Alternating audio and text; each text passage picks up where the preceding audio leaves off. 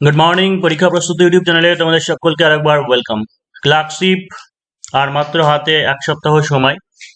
তো ক্লার্কশিপের পরীক্ষার জন্য দেখো যে যারা বিভিন্ন উদ্ভট টাইপের বিভিন্ন টপিক করছো সে করতেই পারো, কিন্তু শেষ মুহূর্তে যে সমস্ত বিষয়গুলোর উপরে আমি জোর দেব বা একবার সাজেস্ট করবো সেই এই টপিকগুলো তোমরা জাস্ট একবার করে দেখে রাখতে পারো। মানে এই ধরনের টপিকগুলো জাস্ট একটা করে ফরম্যাট একটু মুখস্থ করে রাখতে পারো।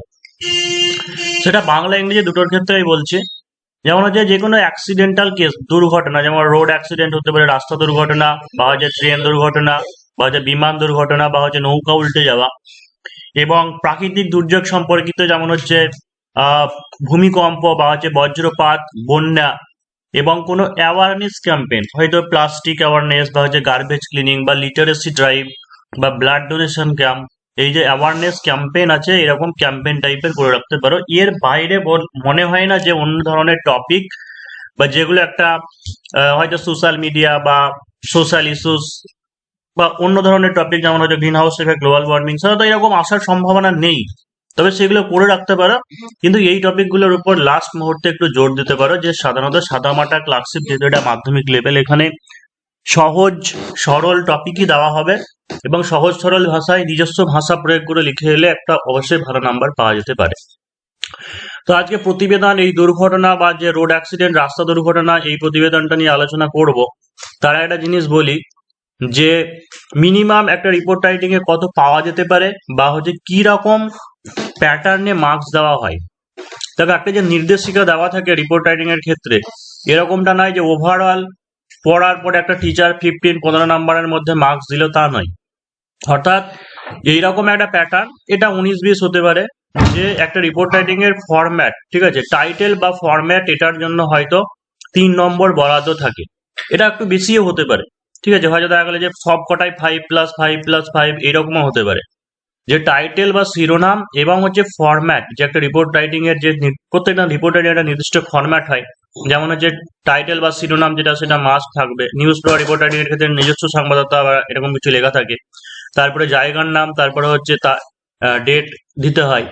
এই যে ফরম্যাট, সেটার জন্য 3 বা 4 নাম্বার থাকতে পারে। এবং 6 নাম্বার যেটা, সেটা হচ্ছে তুমি রিপোর্ট রাইটিংটাকে কিভাবে সাজিয়েছো, কোন টপিকের উপর দেওয়া আছে বিষয়বস্তু, সেই বিষয়বস্তুটাকে ঠিকঠাক ভাবে কতটুকু দিতে পেরেছো তার উপর হচ্ছে 6 নাম্বার।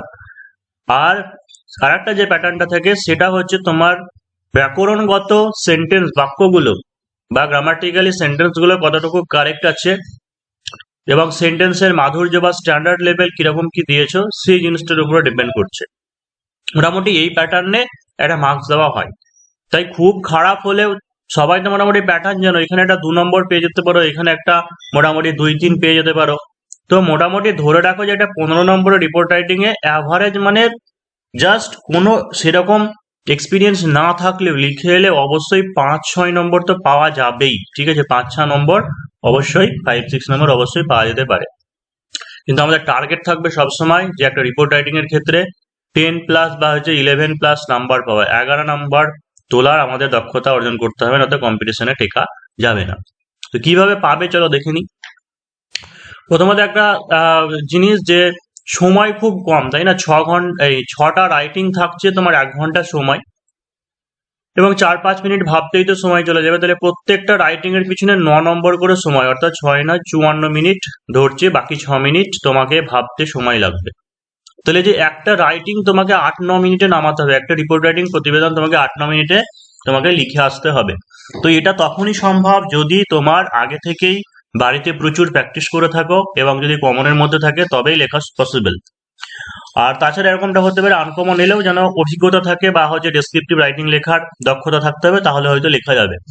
তাছাড়া আমি এই যে রাইটিংটা দেখাচ্ছি এটা পুরো 100টা শব্দের মধ্যেই আছে, একদম পুরো গুনে নাও যে 100টি ওয়ার্ডস এর মধ্যেই আছে, কিন্তু এই 100টি ওয়ার্ডস এটা যদি দেখে দেখে তুমি লিখো তাহলে দেখো 7 থেকে 8 মিনিট এমনিই লেগে যাবে। তো সেই কারণে যেন প্রথমত একটা জিনিস সেটা আমাকে ভেবে নিতে হবে, আমি যখন বাড়িতে করছি বা প্র্যাকটিস করছি, লিখছি, তখন আমাকে 100 থেকে 110টা শব্দের মধ্যেই লেখা প্র্যাকটিস করতে হবে। এর থেকে বেশি বড় লিখলে পরে কোনোদিনই তুমি কমপ্লিট করতে পারবে না 6টা রাইটিং, আর লেখার দরকারও নেই। টু দা পয়েন্ট, দ্বিতীয় নম্বর যেটা হচ্ছে টু দা পয়েন্ট, অর্থাৎ যা কোশ্চেনে পয়েন্ট মেনশন করা দেওয়া থাকবে, মানে যে যে পয়েন্ট সহকারে বলবে যে এই তথ্যগুলি সংযোগে বা সহকারে লিখুন, তাহলে সেই পয়েন্টটুকুই শুধু আমি ব্যবহার করব, বাড়তি অন্য কোনো পয়েন্ট আমি নিজে থেকে অ্যাড করব না। 3 নম্বর যেটা, সেটা হচ্ছে টাইটেল বা শিরোনাম যেটা, সেটা হচ্ছে একটু অ্যাট্রাকটিভ হবে এবং পূর্ণাঙ্গ সেন্টেন্সের মতো হবে না। যে ভয়ঙ্কর রাস্তা দুর্ঘটনায় মৃত্যু হয়েছিল 4 জনের, এরকম বলে নয়। যে ভয়ঙ্কর রাস্তা দুর্ঘটনায় মৃত হাইফেন দিয়ে 4। নিজস্ব সংবাদদাতা এখানে লিখবে, কোনো কোনো বইতে এখানেও লেখা থাকে, ওটা নিয়ে কোনো অসুবিধা নেই, এক জায়গায় একরকম লেখা থাকে। এরপর হচ্ছে এই যে জায়গার নাম, জায়গার নাম কি, যদি কোশ্চেনে মেনশন করে দেওয়া থাকে যে এই জায়গাতে ঘটেছে, ঠিক আছে, অর্থাৎ আমি এর ইংরেজি যে ফরম্যাট, আমি ইংরেজি কোশ্চেনটা দেখিয়ে দিই। কোশ্চেনটা কি ছিল, যে write a news paper report on a road accident within 100 words with the help of the following points. নিজের এই পয়েন্ট সহকারে সাহায্যে তোমাকে লিখতে হবে অ্যাকচুয়ালি শব্দের মধ্যে। ডেট দেওয়া আছে সেপ্টেম্বর 8, 2018। প্লেস দেওয়া আছে near Cooch Behar. 4 including a child killed, অর্থাৎ 4 জনের মধ্যে একজন শিশু মারা গিয়েছে। রিজন কি, যে collision between a Tata Sumo and NBSTC bus, অর্থাৎ টাটা সুমো এবং হচ্ছে একটা এনবিএসটিসি বাস, স্টেট বাসের সঙ্গে সংঘর্ষ। ইনজিওর্ড, আহতদের টেকেন হসপিটাল, তাদের হাসপাতালে নিয়ে যাওয়া হয়। পুলিশ এনকোয়ারি, তারপর হচ্ছে পুলিশ তদন্ত চলে। এই পয়েন্ট জাস্ট দিয়ে দেওয়া আছে, এই পয়েন্টের উপরেই তোমাকে শুধুমাত্র বেস করে লিখতে হবে। তাহলে আমি উপরে টাইটেল বা শিরোনামটা দিয়ে দিয়েছি, ভয়ঙ্কর রাস্তা দুর্ঘটনা, নিজস্ব সংবাদদাতা। আর যেহেতু কোচবিহারে বলেছে, তাই আমি জায়গার নাম এখানে কোচবিহার দিয়েছি। আর ডেট কি দিয়েছি, 9 সেপ্টেম্বর দিয়েছি। কেন, তার কারণটা হচ্ছে 8ই সেপ্টেম্বর দেখো ইনসিডেন্টটা ঘটেছে, সেপ্টেম্বর 8, তাহলে অবশ্যই পরের দিনকে পাবলিশ করবে নিউজ পেপারে, সেই কারণে 9 সেপ্টেম্বর এখানে ডেটটা দিয়েছি। এবার প্রথম যে প্যারাগ্রাফ, সেই প্রথম প্যারাগ্রাফে আমাকে কি ভাবতে হবে, যে প্রথম প্যারাগ্রাফে এই 4টে জিনিসকে মনে রাখতে হবে। সেটা হচ্ছে হোয়াট,